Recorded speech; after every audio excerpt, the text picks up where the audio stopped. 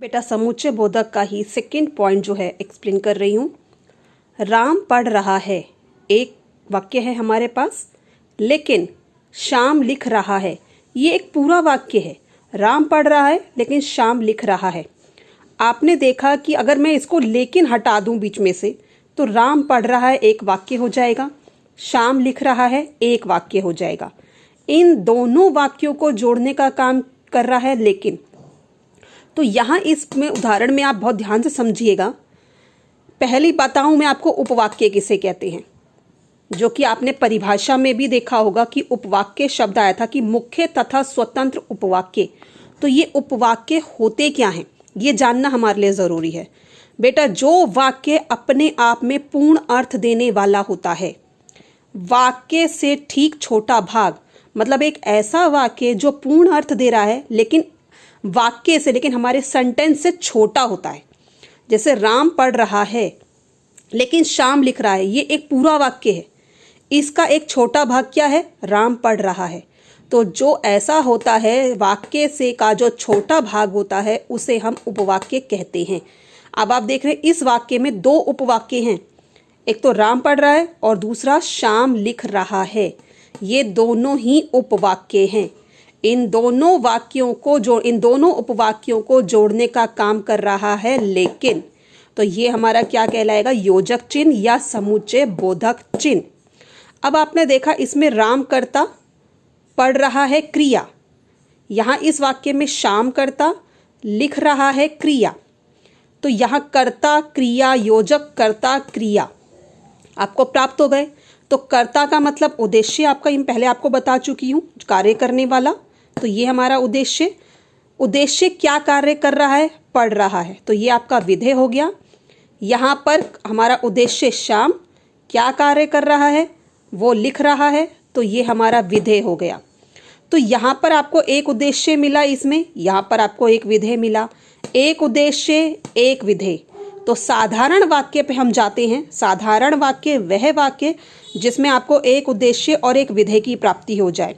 तो यहाँ दो उपवाक्यों के बीच में आपको एक उद्देश्य और एक विधेय मिल गया इन दोनों उपवाक्यों में। तो ये साधारण वाक्य हो गया आपका एक साधारण वाक्य आपका ये हो गया। जब आपको वाक्यों में एक से ज़्यादा साधारण वाक्यों की प्राप्ति हो जाती है तो उसे हम संयुक्त वाक्य कहते हैं।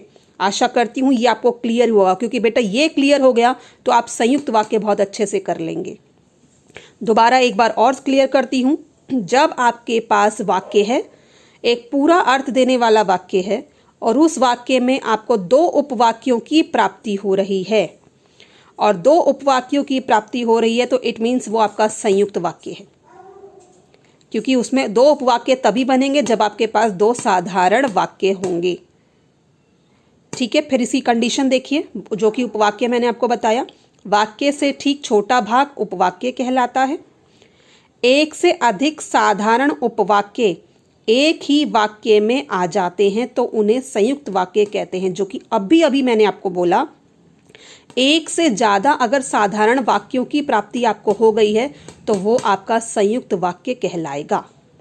नाउ अब इसकी संयुक्त वाक्य की कंडीशंस पे हम आ जाते हैं।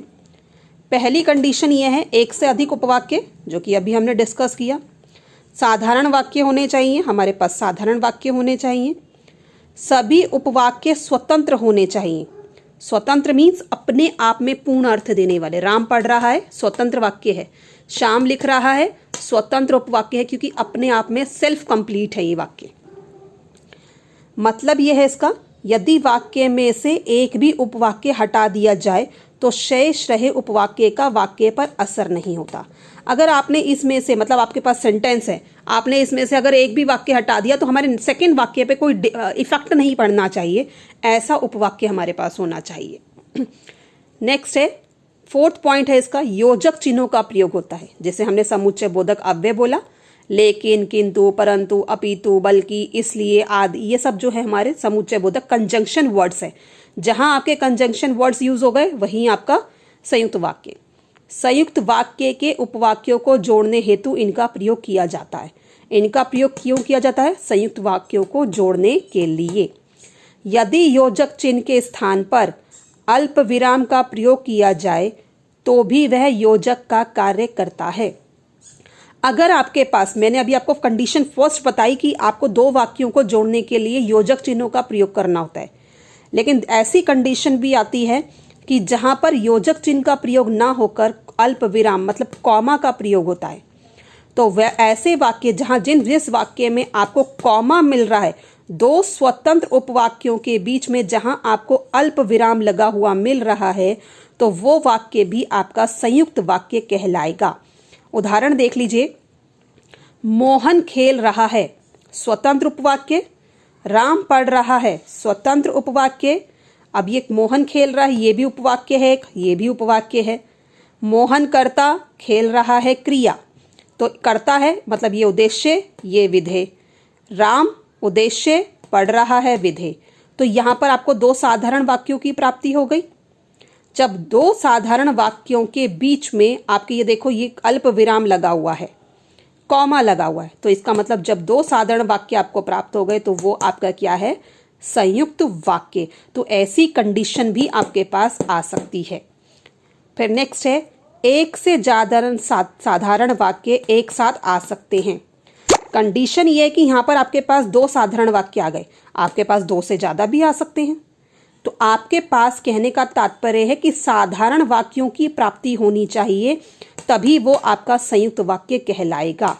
Now the 8th point is, संयुक्त वाक्य में एक से अधिक स्वतंत्र उपवाक्य होते हैं, जो कि मैंने अभी आपके बताया, एक से ज्यादा भी आपके पास उपवाक्य हो सकते हैं। उपवाक्य होते हुए उनमें पूर्ण अर्थ का बोध होता है। उपवाक्य जो है अपने आप में एक कंप्लीट अर्थ देने वाला सेंटेंस होता है। मुख्य उपवाक्य अपना अर्थ व्यक्त करने के लिए दूसरे उपवाक्य पर आश्रित नहीं रहते। एक उपवाक्य है आपका जो है सेंटेंस में, वो डिपेंडेबल नहीं है दूसरे पे, क्योंकि दोनों ही अपने आप में पूर्ण अर्थ देने वाले हैं। ये नहीं है कि वो उसके ऊपर डिपेंडेंट, नहीं, दोनों उपवाक्य अपने आप में कंप्लीट होते हैं और एक दूसरे के ऊपर डिपेंडेबल नहीं होते। बेटा ये टॉपिक संयुक्त वाक्य का यहीं तक था। आशा करती हूं आपको संयुक्त वाक्य का ये जो टॉपिक है ये क्लियर हो गया होगा। Thank you.